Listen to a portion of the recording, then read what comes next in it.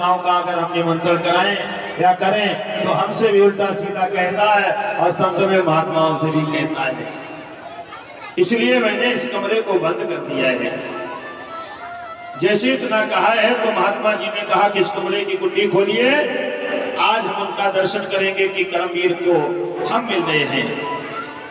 महाराज धर्मवीर ने कहा अभी कोई बात नहीं महाराज जी, मान जाओ, कुछ आपसे कहेगा, अपमान करेगा, मुझे बुरा लगेगा, इसलिए आप ना कहें। लेकिन जब ज्यादा कहने पर महाराज श्री धर्मवीर जी ने ताला खोला, खोल करके जैसे कर्मवीर निकला, महाराज संत जी ने उठाया, उठा करके पटक दिया। जैसे संत भगवान ने पटका, जैसे ही पटका है और छाती पे बैठ के कहा एक बार जय सिया राम,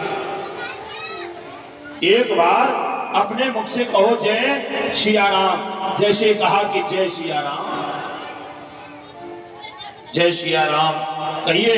अब वो कहने को तैयार नहीं हो रहा है परीक्षित, और जब कहने को तैयार नहीं हो रहा तो आज संत भगवान का जो है वजन होगा 2-2.5 कुंटल। बैठे छाती पे जाके जौलो, तुम कहो नहीं और तौलो, हम दूर हटने वाले नहीं है, कहो एक बार जय सिया राम। तो जबरदस्ती उसने विचार किया ये जौलो कह रहे हैं नहीं, तौलो जो है निकलेगा नहीं, छोड़ेंगे नहीं, तो एक बार जय सिया राम बोलना पड़ेगा। जय हो लाल जी भैया की सत्ता प्रसन्न है।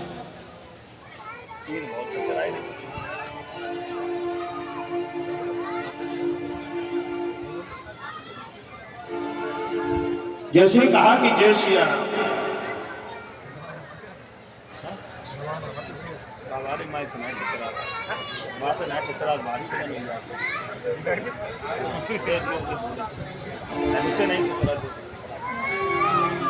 जय सिया राम शब्द जैसे ही कहा,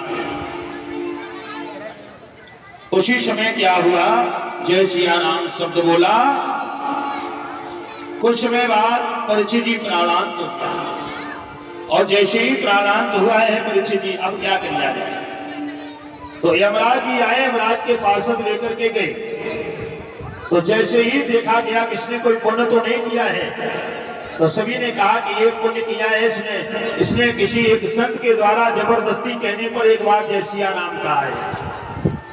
जैसे कहा कि जबरदस्ती जय सिया राम कहा है, तो महाराज संत जी ने कहलावाया था जबरदस्ती, तो जय सिया राम का मूल्यांकन क्या है।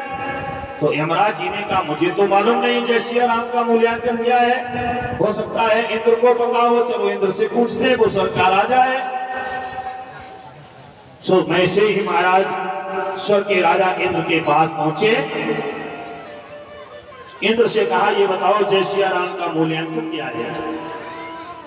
इंद्र ने कहा मुझे नहीं मालूम, हमको भी ज्ञात नहीं है कि एक बार जय सिया राम का मूल्यांकन किया है, मुझे तो ज्ञान नहीं है। तो जैसे कहा कि मुझे नहीं मालूम है, तो अब क्या किया जाए।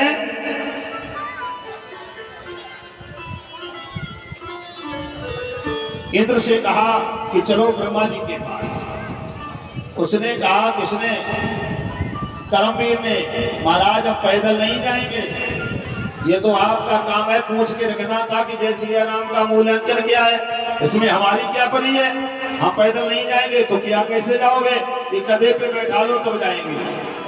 तो एक बार गिरने यमराज जी ने और एक बार बैठलाया इंद्र ने, तब जाकर कहाँ पहुंचे, ब्रह्मलोक में। जैसे ही ब्रह्मलोक में पहुंचे, ब्रह्मा जी से पूछा गया कि सिया राम का मूल्यांकन क्या है।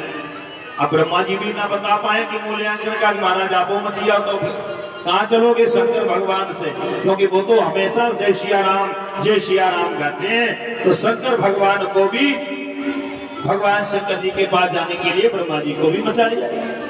भगवान शंकर से पूछा गया कि ये बताओ जय सिया राम का मूल्यांकन क्या है। भगवान शंकर जी ने कि भाई हमें भी जानकारी नहीं है, इसका आखिर में शुद्ध सही मूल्यांकन क्या है।